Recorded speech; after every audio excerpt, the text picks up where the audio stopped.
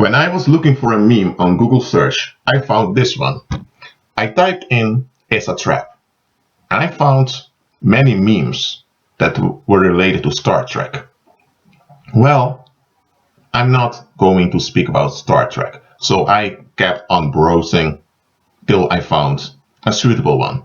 I encountered this one and I decided to use it for this audio recording. Now, what do you see here? You see that there's a building, probably a mall, I think. Or anyway, it's a public place, and there are tens of Asian young women wearing white. They are dressed kind of what people in the world will call sexy. And you have this cosplayer. Let me explain what cosplay is. Cosplay is when you have a group of people, they dress up as a cartoon figure at a party and they act out the character of that cartoon.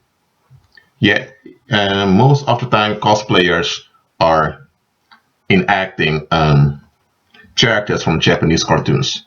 Japanese cartoons are called anime. So you have a lot of anime conventions worldwide. I used to go to a lot of them several years back. So these are cosplayers, and you have one cosplayer in the center. That's quite obvious. I mean, the rest you can say they're nurses, you can explain it away, but the one in the center is obviously an actor enacting a movie character, or let me say a cartoon character. Why have I chosen this image? First of all, you see clearly that the guy is carrying a weapon. Let's pretend this is a real scene. Of course, we know it's enacted, it's fake, but just imagine this situation was real. You have all these young women, just beautiful young women over here, and you have this guy who's masked with an enormous weapon. Now, if you didn't see the guy with the weapon, then you are distracted. You're distracted by the beautiful ladies. And some people that look at this picture might be distracted by the cute ladies and not notice the guy with a sword. Now, the meme is named "It's a Trap." Now, I want to mention one thing about traps. A trap is something that happens in your thinking. All right? When we think of a trap, we automatically think of a mousetrap. No, maybe not a mousetrap, but we think of a trap for an animal, or a trap or we think of a criminal assassination plot when the target is led to a certain place so that people can beat him up or kill him. So it's not automatically a mousetrap, as I mentioned before, but anyway, when we think of a trap, we think of a physical construction to kill someone or to keep someone hostage. And those things are traps. But the most effective and most dangerous traps there are mind traps. I'm using this meme to illustrate it. Because, okay, let's imagine now that this dude over here is a demon. So he's not visible to the physical eye to most people because he's a spirit being. This is a demon standing over there. And that demon is there on a mission. That demon, as you see, he's armed. He is about to kill, steal, and destroy. Now the demon will have to use other people to fulfill his plan. And the demon knows he needs to lure his targets to get closer so that he can have a chance to assassinate them. So this demon, by the way, this is an illustration now, this demon thinks, okay, Satan has sent me out to lure a lot of men so that demons can suck from their energy fields. So I need to attract some men. So the demon thinks, hold on a minute, most men have a natural tendency to be attracted to women. So let me use women in this case. So that demon, together with a group of other demons, were together through their agents, their human agents, and they organize a party, a public party. And you have a lot of these young, beautiful women come over there because those women just want to have a good time. They have no ill intentions, but they dress up for the occasion. And this dressing up is attractive to the male eye. And this is what that demon wants, because that demon wants to attract men. Now, let's say that you have two guys. One guy is called Kevin and the other is called, I'm thinking of a name, Mohandir. Mohandir is from India and Kevin is from Britain. They met at college. They've been friends for about 8 years. And Kevin invites Mohandir to this party at the mall. Kevin told Mohandir, there's going to be a lot of cute girls. I know your girlfriend broke up with you a year ago. It's a good opportunity for you to forget about all of it. So Mohandir and Kevin, they go to the party. At the party, people are having a good time. There are no physical weapons around, no guns, all because you have security that's checking people. So everything looks completely okay and completely relaxed. But Mohandir, his energy field is quite strong. He's quite sensitive, so he senses that danger is coming. But Mohandir cannot point where the danger is, but he still senses that something is wrong. So at the party, Mohandir tries to converse with some of the girls. Well, that's what a lot of guys do at parties when there are a lot of women, so that's what he does. But all of the women turn him down. And Mohandir is dressed nicely. He's dressed like a gentleman. He wears perfume. He has an expensive watch. Well, it's a fake Rolex, but it still appears expensive. And he's thinking, what's going on? What's going on? Then suddenly, Mohandir gets the feeling, and gets a weird feeling upon him, and he hears someone saying to him, "Get out." He looks around, nobody's speaking to him. And Mohandir's thinking, man, I shouldn't drink more beer. I'm losing it now. Mohandir was not tipsy. He only drank 2 small glasses of beer, but Mohandir blamed it on the beer because he thought maybe I drank too much beer and now I'm hallucinating. But then again, Mohandir heard a voice clearly shout to him, "Get out of here." When it happened the second time, Mohandir knew that something was up. Now, Mohandir's family is into all kinds of weird things, into witchcraft, calling upon evil spirits, going to clairvoyance. And Mohandir knows that those practices will lead to harm. So he's not involved in any of those. Now, Mohandir, he's not a believer either. He's not. But he does have this strong energy field that is quite sensitive, that senses when something's up. So at the second time, Mohandir told to Kevin about what he was feeling, and Kevin, praise the Lord, Kevin is like what you call a lukewarm believer, in a sense that he is a believer, but he still has a worldly way of thinking, so he's not delivered yet. But one thing Kevin does have right is that when someone points out danger to him, he pays attention. So when Mohandir told him that he sensed like they had to get out of there, Kevin, even though Kevin wanted to stay at the party, he had a good time, Kevin decided, okay, Mohandir, we're leaving. So both friends leave. Now, the next morning, Kevin was thinking, why did we leave? I mean, Kevin began to think, I could have gotten more phone numbers. Kevin was upset because he left with Mohandir. What Kevin was not aware of was that one of Kevin's own prayers were being answered. Even though Kevin was lukewarm in his thinking, he had faith, but he was not delivered. So he couldn't fully operate by faith.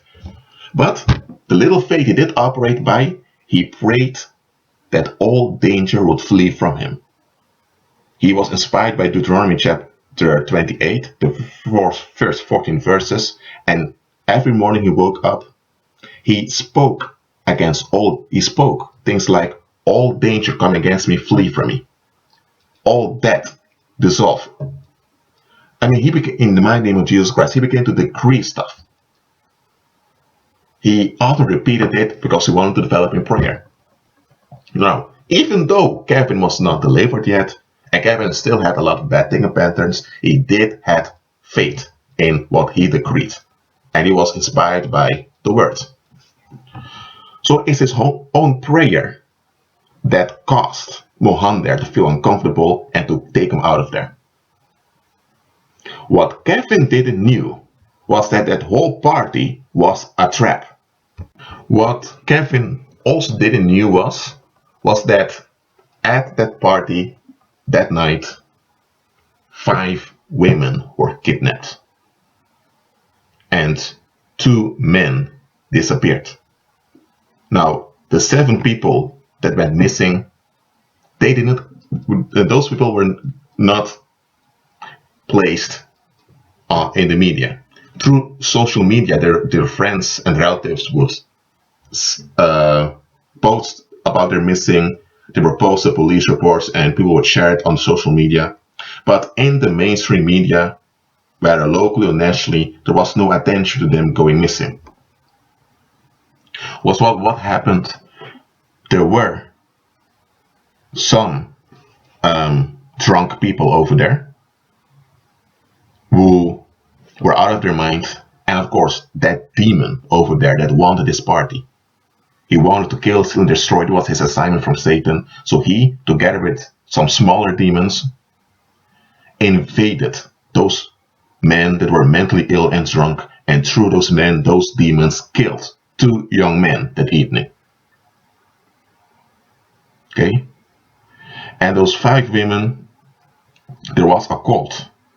And one of those cults, there was a cult of about 25 people that were worshipping aliens. And one of the demons around there pretended to be an alien from Mars. And this alien wanted to have some sacrifices. So the cult that believed into that alien being, they were led by that demon towards that party that was initiated by another demon, and those 5 women were kidnapped by those 25 people. They put some pills in the drinks of some ladies, and when they were passed out, they took them away. Now, most of the people that attended the party, they never heard about these missings. Am I saying now that going to a party is wrong? Am I saying now that parties by themselves are traps by demons? No, I'm not saying that. I've just made a parable to explain to you that the biggest traps there are mind traps. What was the mind trap that attracted many of those people to that party? It was they wanted relief, they wanted to have a good time. They have their jobs, that they work hard, they have tensions in their relatives, tensions in their relationships, in their marriages, and people just want to be relief, have a good time. And you can't blame them for wanting relief, okay? But they didn't look at the big picture. Because if they would have looked at the big picture, they would have noticed that it was kind of strange that people would organize a party in a mall. Normally, you organize a party in a discotheque, or you organize a party in a football arena when you have an artist coming, but have a party in a mall between all those stores, when those stores are closed, it was kind of odd. But people didn't look at the big picture. If they would have looked at the bigger picture, they may have even noticed that something's up. They may not have known that the whole party was based on the initiative of the evil spirit, an evil spirit. They would not have been aware of that. That would have been too deep for them to figure out. Again, this is just a parable, okay? Let me give another illustration. Let's say that you have, let's say you have someone that wants to become a journalist, and she has finished she has her journalistic degree, and she has been applying for over 20 jobs in journalism, but none of those um, employers responded to her applications. Then one day, someone emails her to go to a job interview. She was invited to a job interview by a media corporation. And this media corporation, when she looked them up, they were a real media corporation. They were active in about 5 countries. Also, they were also had a department in China. That is in Hong Kong, I mean. That part is open to Western economy. So she thought, hold on a minute, I've been invited. And she tells her friends about it, and her friends are thinking, Justine, let's pretend her name is Justine. Justine, great, you've been applying for almost 2 years, and finally you're having a job. And Justine is so happy that she's finally getting a job after 2 years on being on welfare. So she goes to the job interview in town, and the people that interview her are very excited about her. They sign a contract immediately, which is a small one, and she begins to work. And after about a half year, she was sent out to Nicaragua. Or let me give a better example, she was sent out to Guatemala to gather some news of what's going on there. But then, one of the co-workers of one of her friends, this is a guy that does not know Justine. This co-worker of one of her friends hears his co-worker talking about one of her friends who's now in Guatemala working for a media corporation. And the colleague asks, which media corporation is it? His colleague says which one it is, and he's thinking, hold on a minute, something ain't right here. And then he asks, tell me the name of your friend again. I want to look her up when she publishes something. Justine Foran. I'm just imagining a French name. All right. So he thinks, okay. When he went home, he called the media corporation. When he called the media corporation, he asked for Justine, saying that Justine is his fiancée and he wanted to speak to her. When the administrative worker went through the database, he could not find any file nor any record of any woman from Alabama. Let's pretend that she was employed in America. She couldn't find any employee from Alabama, especially no woman called Justine. There was no one named Justine in their database. And the administrative worker asked him, sir, are you sure you're asking the right media corporation? Because we have no Justine. And then the guy there says, but she had a job interview over there. And he goes through, and the administrative worker goes through the database again. And he read somewhere that there was a Justine that graduated from Harvard that applied for a job at one of the clients of that media corporation, but that she was the client due to her lack of experience. But that the media corporation itself does not have anyone under her name that works with them.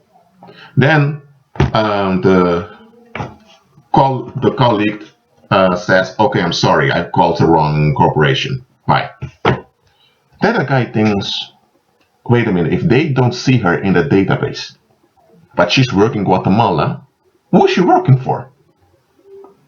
So that colleague tells his colleague, who is a friend of Justine, what has happened. And then that friend of Justine becomes terrified. They inform the police and the authorities. And that friend calls Justine and tells Justine what has happened. Justine thinks it's quite weird. And that friend tells Justine, go to the airport right away, buy a ticket, and return to America. If needed, go to the American embassy right away and explain your situation and get out of there. Because this is a trap. Justine, terrified, decided to listen to what her friend was saying. After Justine was back in America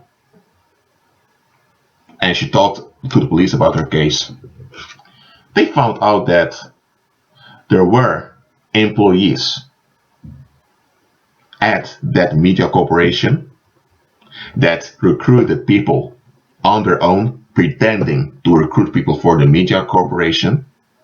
And many of the people they recruited just went missing, or they ended up somewhere in prostitution. They often recruited women. If that colleague of that friend of Justine did not, on his own initiative, did some research, then 5 days later, Justine would have been kidnapped and she would have ended up somewhere in Colombia as a sex slave at the red light district that was run by a drug cartel in Colombia. That is what would have happened to her. Now, Justine was not aware that this was the plan from the beginning. Justine thought she got a job, and she did get a job.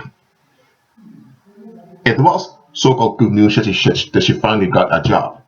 And her dream came true to work overseas in another country, and that happened also. But it was a setup. Now listen, I'm not saying that a job opportunity is a setup, okay? This was another parable to explain to you that traps often come in disguise. If a trap would be so obvious, you wouldn't take it. You would run away immediately. Your mind, when your mind notices danger, your mind automatically goes into the defense mode to cause you to either fight the danger or to flee from it. So traps come in disguise. Another illustration, I kind of used a similar illustration before, but let's say that at the job you have this guy that talks so much. According to you, people just want to shut up for a while, but he keeps on talking. People are annoyed because of it, and you're annoyed because of it either. You just want to have a comfortable atmosphere at the job. One day you'd say, Jim, why can't we shut up for a moment? And Jim thinks, no, I'm not. Then you think, don't be so smart ass, Jim. And Jim tells, okay, Robert, you want to shut up? Haven't you noticed that such and such co-worker is looking weird at you? Then Robert thinks, come on, Jim, you're not going to gossip also. And Jim tells them, you see, I'm talking too much. I know why I'm talking too much. I'm talking too much because you don't notice anything. And then Jim picks up a document and shows it to him. And Robert says, what is this? Just read it. And Jim said, when Robert read it, he saw that it was a complaint against the police. There were 2 women at the workplace that accused Robert of sexual intimidation. But due to lack of evidence, the police said they wouldn't continue with the case. And then Robert asked Jim, how do you know about this? And then Jim said, Robert, you are here at the job, you're doing your thing, you don't bother that much with other people. Some of the people here can't stand you. They have their own issues that they are blaming you for. And they can't stand that you are so dedicated to your work and you're so deep into your work. Some of those women, they want to take it out on you. So they thought the best way to get rid of you here is by lying about you sexually assaulting them, because they know that often works to destroy the reputation and the career of a man. But in your case, for some reason, the police didn't buy it. There was even a plot to, they were even wanted to commit fraud with the finances of this company and blame it on you. A group, and Robert asked who. I'm not going to say who. It's a group of 9 people, men included. They even asked me to join them, and I made plain I'm not doing that. I told them to piss off, and they did. Then Robert is very shocked, and Jim tells him, "Listen, Robert, I know people don't like me talking much, but I'm doing it anyway. You know what? Because I do a good job over here. I'm a supervisor, and I know a lot of things of the people around here that don't add up. People carry a lot of secrets here, you know. And people know that I know their secrets. So they know that if they threaten me, I speak about it, and I use social media, and I have a big reach on social media, so they know that if they go too far with me, that there are consequences for them. That's why they complain that I talk too much, but they never approach me, because they know that I know things about them. I'm not blackmailing them, but they know that if they go too far, they're in trouble. Look, before you came to work here, like 20 years ago, there was this young woman that was fired from the job, due to having an affair with the boss. She never had an affair with the boss. Here's the thing. Some people couldn't stand her, began to speak negative about her, and she never responded. She never took the situation seriously. She never took a step ahead of her accusers, and it cost her job. And after that, she could never find a job anywhere else in this branch. Now, she's a woman. Some people have compassion on her, and she will get a job anyway. But you are a man. What they were intending to do with you, setting you up for fraud and accusing you of sexual assault, that's something very serious. You have a family at home. You have a wife. How would this have affected your children, Robert? Then Jim said, Robert, you are trapped in your thinking. You expect to be left alone. You expect to just do your job, go at home, and do your thing. Your thinking is wrong. Because I talk too much, and people are annoyed because of it, you became annoyed also.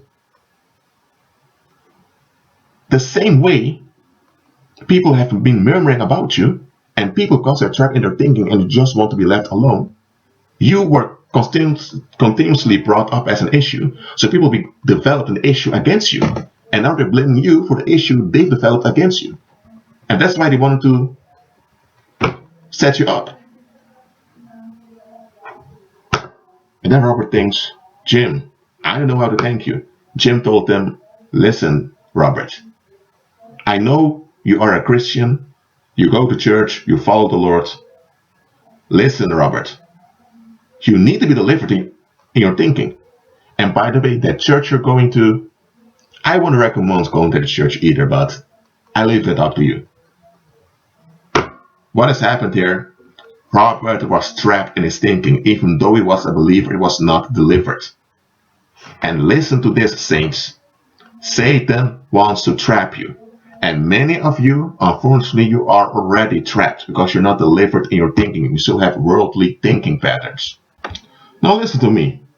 I did not record this audio recording to cause you to become suspicious, to cause you to become upset, become worried. No.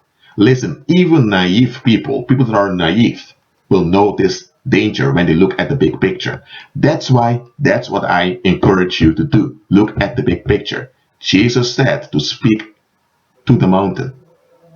Not to worry about the mountain, not to fret about the mountain, or to attack the mountain. Speak to the mountain in power and authority in the name of Jesus Christ. That's what the Lord told us, to speak to the mountain in faith. But to speak to a mountain, you first have to acknowledge that there is a mountain, and you can only acknowledge that there is a mountain if you look at the big picture, because mountains are always in the background. A tree is a detail that can stand in front of you, but a mountain always encompasses a long range of territory. So in order to notice a mountain, you have to be aware of the bigger picture. And that's the thing with many of you. You don't look at the big picture. People didn't train you to look at the big picture. Now, I'm telling you, look at the bigger picture. A lot of things, I'm not saying all things, so don't get paranoid here, but a lot of things, they appear good, reasonable, righteous, or even right in the small picture, but when you look at the big picture, you see that it doesn't add up at all. Now, agree with Christ, remain in prayer, and be at peace.